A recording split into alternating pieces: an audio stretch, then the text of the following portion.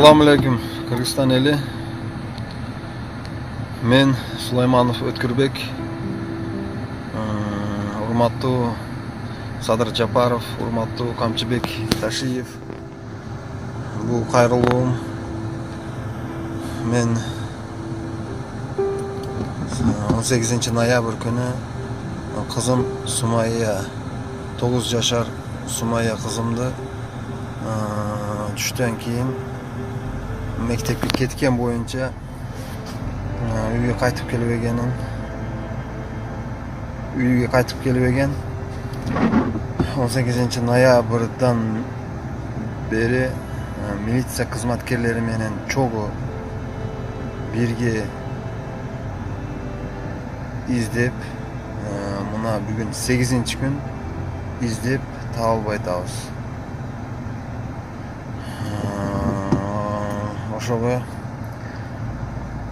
силерден урматтуу Садыр Жапаров, урматтуу Камчыбек Ташиев, силерден жардам сураймын. Аллах бүтүн Кыргызстан элине рахмат. Милиция кызматкерлери да түнү күн иштеп атат. Бирок эч жерден бир мындай көрдүм деген бир жерден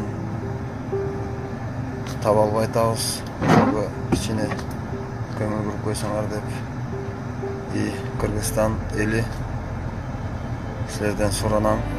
Баары аймактарда жашагандар, силерде да сураныч. Шуну мындай этибарга алып карап койсоңор жакшы болмок. Баарыңарга чоң рахмат.